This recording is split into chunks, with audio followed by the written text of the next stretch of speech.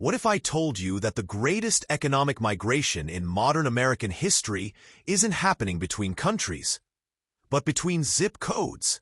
Since 2020, millions of workers, from tech engineers to teachers, have packed up and left traditional power centers like New York, San Francisco, and Chicago.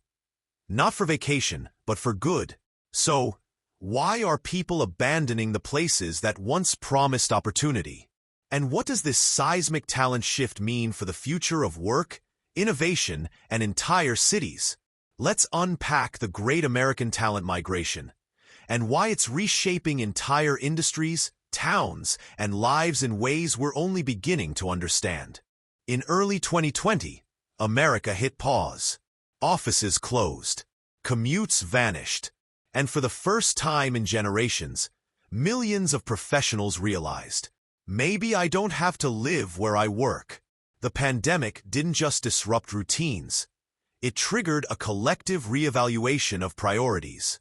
People weren't just quitting jobs, they were quitting lifestyles. And it wasn't just about burnout. It was about something deeper.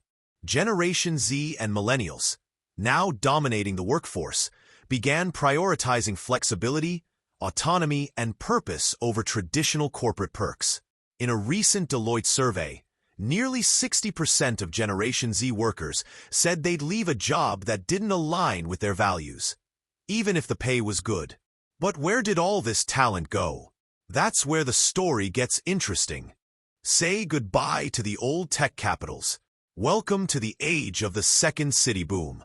Cities like Austin, Nashville, and Durham have exploded with new energy, attracting coders, creators, and entrepreneurs with lower costs, vibrant culture, and yes, better barbecue. In fact, Austin saw a 30% jump in tech job postings between 2021 and 2024, according to CBRE. Even manufacturing is staging a quiet comeback. States like Ohio and Indiana are experiencing an unexpected surge in advanced manufacturing, drawing talent with new tech-driven roles. At the same time, the gig economy is thriving. Freelancers now make up 39% of the U.S. workforce, says Upwork. Remote designers in Montana, cybersecurity pros in New Mexico, and content creators in the Carolinas, they're everywhere and nowhere. But as some industries soar, others are left scrambling. For every AI startup that lands a new data scientist, there's a hospital that can't find nurses, a school that's short on teachers, a factory floor missing skilled machinists. The U.S. healthcare sector faces an estimated shortage of 200,000 nurses by 2030, American Nurses Association. Meanwhile, manufacturing has over 500,000 unfilled jobs, despite rising wages. On the other end of the spectrum, AI and cybersecurity are booming. Roles like prompt engineer, virtually unknown a few years ago, now command six-figure salaries. The service sector, too, is being reshaped.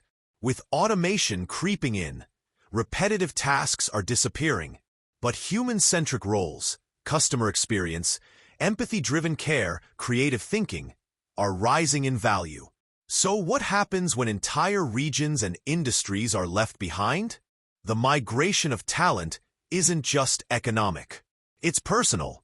It changes neighborhoods, classrooms, traffic patterns, even identities. As populations shift, housing markets heat up in mid-tier cities, pricing out long-time residents. Public services strain under rapid growth. Schools, roads, and utilities are playing catch-up.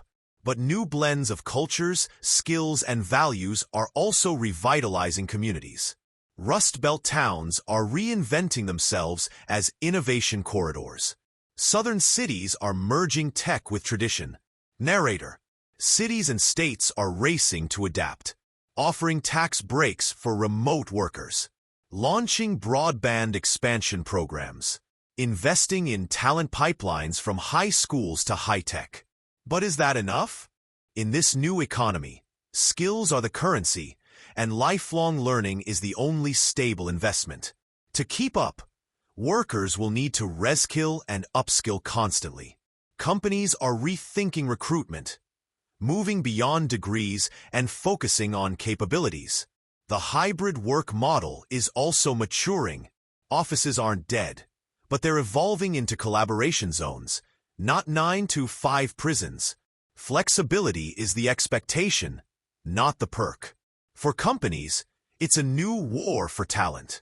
And the winners? They'll be the ones that build cultures of trust, purpose, and adaptability. Quote on screen. People don't just want jobs anymore. They want meaning.